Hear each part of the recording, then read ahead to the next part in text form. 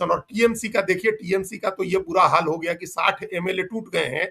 जो 20 एमएलए ममता बनर्जी के पास बचे हुए हैं उसमें से 10-12 एमएलए ऐसे हैं जो जाना चाह रहे हैं, बीजेपी ले नहीं रही है। वो भी जाना चाह रहे हैं, लेकिन अच्छा। उनका रिकॉर्ड थोड़ा ज्यादा दागदार है तो उनको नहीं ले रहे हैं कि इनको अभी लेने से बदनामी हो जाएगी, तो वो भी नहीं ले रहे हैं। मतलब वो 60 लोगों वाली टीम भी नहीं ले रही।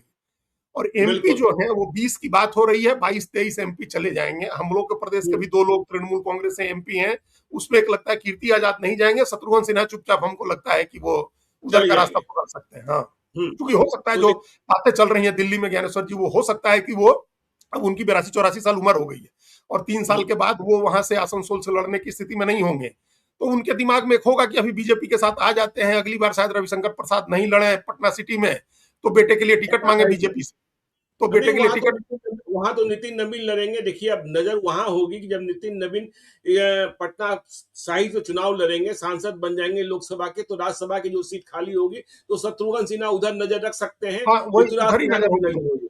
और देखिए ममता बनर्जी की क्या हालत हो गई, सत्ता से हटते ही विधायक टूट गए, सांसद टूट रहे हैं, और बंगाल में अभिषेक बनर्जी के साथ हाथापाई, और कोई आंदोलन नहीं, कोई विरोध नहीं। मतलब जो ममता स्ट्रीट फाइटर मानी जाती है, जो उनके भतीजे को पीट दिया जा रहा है, लेकिन बोलने वाला और साथ में खड़े होने वाला कोई दिखाई नहीं पड़ रहा है।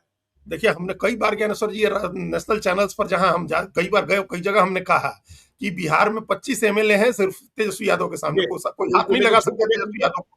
छू के अकेले देख भी निकल लीजिए, जाए तो कोई छू नहीं सकता। हाँ, अकेले नहीं भी छू निकल जाए सकता। तो भी कोई नहीं कर सकता। इतने दिनों से जी। हार रहे हैं, सत्ता से बाहर हैं, 22 सीट हम्म। पर थे, तब भी लालू यादव निकल जाए तो लोग हुजूम जुड़ता था और लोग उनको उनकी जय जयकारे करने आते थे। ये नहीं हो सकता था हम्म। कि आप, अखिलेश यादव के 47 एमएलए हो गए थे 17 के चुनाव में, इसके हम्म। बावजूद किसी की हिम्मत नहीं थी कि आप अपोजिशन के नेता को जाकर के हाथ लगा दें। ये देश के किसी भी राज्य में है, पार्टी हार जाती है इसका ये मतलब थोड़े है, लेकिन बंगाल में देखिए।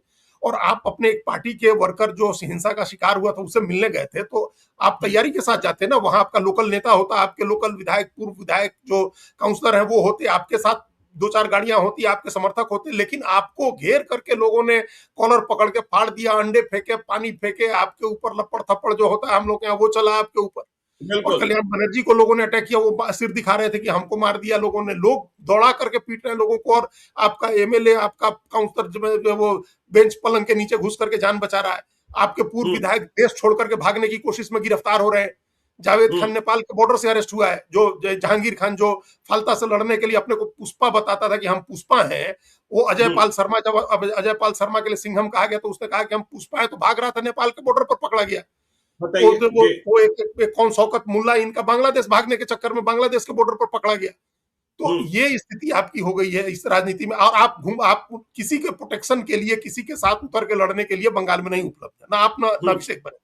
तो ये तो अपोजिशन की दुर्दशा होनी थी, तो ये हो रही है ज्ञानेश्वर जी। धीरे धीरे अगर लोग नहीं सड़क पर उतर के आंदोलन का रास्ता चुनेंगे, चाहे बिहार में तेजस्वी यादव हो या कोई हो। देखिए, हेमंत सोरेन इसलिए बच गए कि हेमंत सोरेन ने लड़ाई लड़ी, हेमंत सोरेन की पत्नी ने सड़क बिल्कुल। पर उतर के लड़ाई लड़ी, वो जेल चले गए, हेमंत सोरेन कंप्रोमाइज नहीं जी। किया, और कल्पना हम्म। सोरेन गांव गांव घूमी, तब जाकर के वो बचे हुए हैं। जब आप बिल्कुल। लड़िएगा जमीन पर उतर के तो बचिएगा, नहीं तो दूसरी कोई गुंजाइश लोकतंत्र में नहीं होती है कि आप घर में चिट्ठी लिख करके और सर्वदलीय बैठक करके और ट्विटर पर अपील करके और आप अपना अस्तित्व बचा लेंगे, वो नहीं हो सकता।